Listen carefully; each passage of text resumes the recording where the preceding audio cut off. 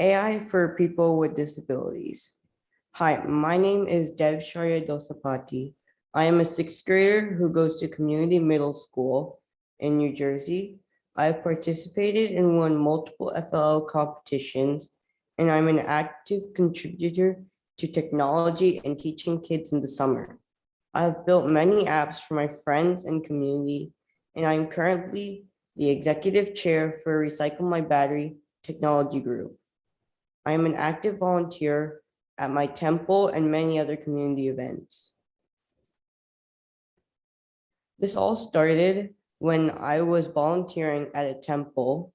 I was giving out tours to people who just came here for the first time. One man walked up to me and started to show these random hand symbols. At first, I couldn't understand him. I was questioning what he wanted. But when he left to the water fountain and got a sip of water, all he wanted to know was where the water fountain is. And I was confused for a bit. I wanted to know what type of language he was using. I did some research online and I figured out he was disabled and needed to use sign language in order to communicate with others. I did a little bit more research to figure out if current AI like Alexa or Siri could help these people. But I came to the conclusion it couldn't, since none of them have webcams and can see what type of signs these disabled people are using. But 38.2 million people in just America have this hearing loss. If that's just America, imagine the whole world. I use some skills I learned from Baiju's Future School, and I've talked with this over with my dad and my teachers, and I came up with an AI vision model. An AI vision model is a vision model which has been trained with seeing many objects, signs, and directions.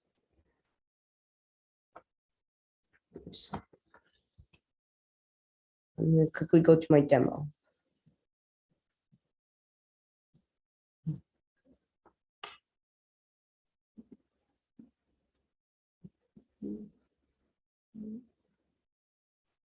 It takes a little while for it to work since this is just the demo and it's still in beta testing.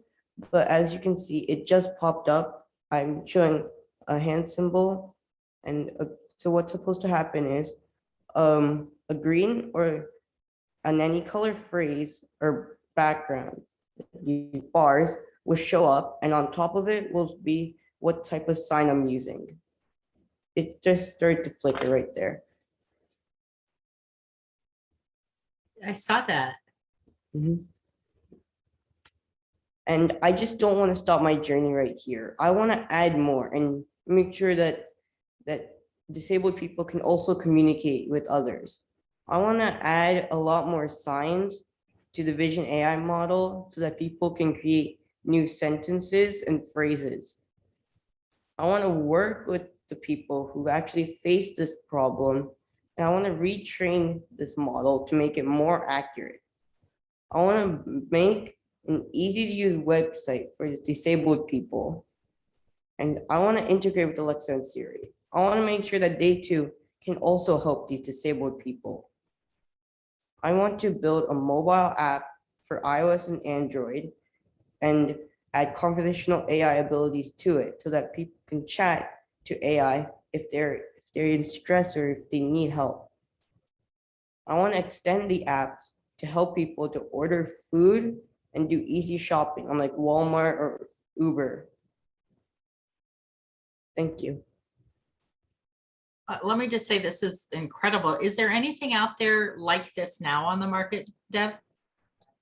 I've seen a lot of people trying to make this, but they're mostly in the beta testing, like how I am. They're still trying to fix out some few bugs and trying to add more signs to it. And are they using the same technology? I mean, are they doing it exactly how you're doing it, or? Mostly similar. It's just tracking the sign and then saying what sign they're using. I can see so many uses from this for, even emergency services and stuff when, the fire department gets there or the police get there or, anybody needing help, how they can now could now more easily interpret what the nature of the problem is and how they can help that person or get medical background information, different things from them that would have been hard to collect unless they had, a sign language translator there with them. So this is amazing. What do you think it's going to take to go that next step and get it done? To go to that next step, I have to work with my dad to fix out a few bugs, make sure it's more easy to use, and then we're gonna create like a website so that people can go to the website and actually, use the website. So have you ever heard of an organization called Deaf Kids Code? No.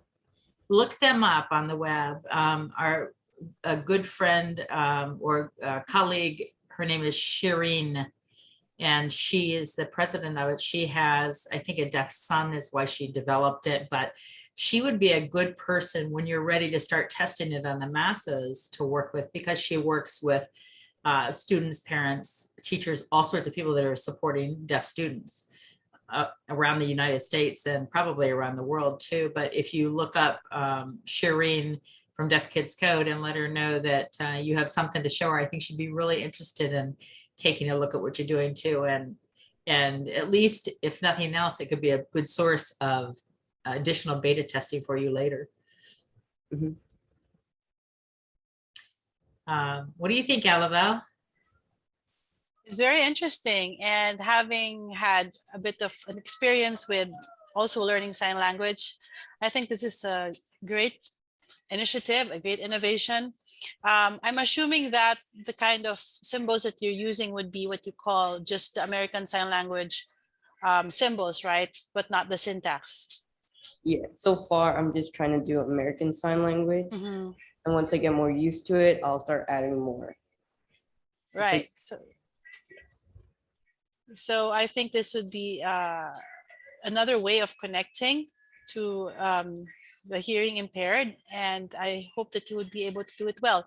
One thing that maybe you could also experiment with is how you could use songs with this particular app and see how it would translate those songs, because for us and our kids, we learn sign language through songs. So it's again just the symbols themselves that we are learning, but it's also a different sign, or signing is different if you are communicating to a deaf impaired, because the syntax would be different, the order of the words and all that is different. So, but the basic is there, and the important thing is to get the basic information right, so they can have a way to communicate easier.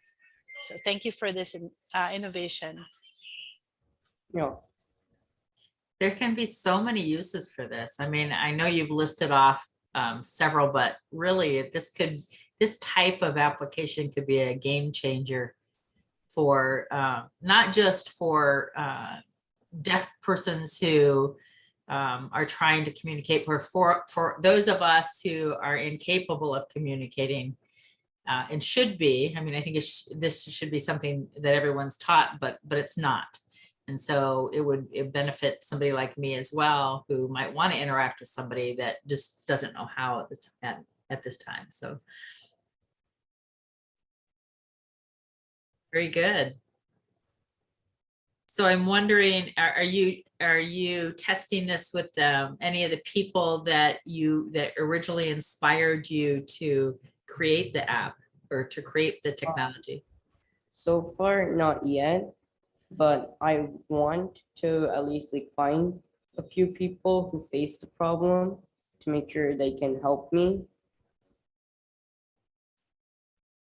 I think they would be pretty impressed to know that you saw what struggles they were going through, and you through your empathy, you decided that it was something that you could do to help. I think that would be pretty cool if they knew that anyway. But proud of your work. What are you going to do next? once you get this all taken care of and working right? After I get this finished, I'm probably gonna start working on the website for this, and then I'm gonna have to add more signs to the actual website. Okay, and what grade did you say you were in, Deb? I said I was in sixth, but I'm going to seventh grade because it's currently summer. Okay. Very good. Do you have any other questions, Alabel? I was just wondering, what did you find is the most challenging part of coming up with this innovation? I feel like the most challenging part was probably the coding and trying to get all of it right. Because So, I you- couldn't get it like perfect all the time. There was always a mistake. so what age did you start learning coding? I just started learning like last summer. I started learning coding. Wow, and you're able to come up with something as complicated as this already. So yes, I think you'd be able to do much more as you continue to research and learn and perfect your skills. So yes, I agree with Julie. This is really a great project because it starts with empathy.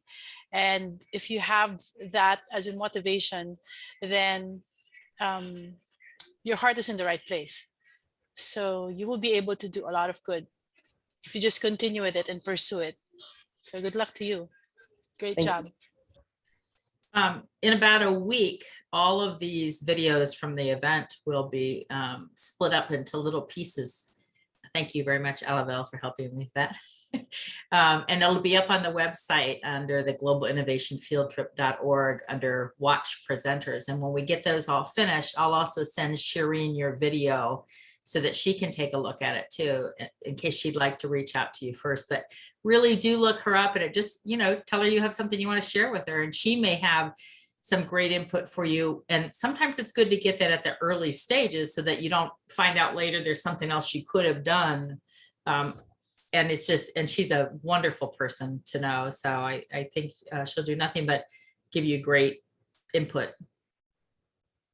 Okay. Okay. It was deafkids.co, right? Deaf Kids Code. Yeah. Okay. It's probably .org, but you can look it up .com and .org and see which way it comes up. And her name is Shireen. It's Shireen.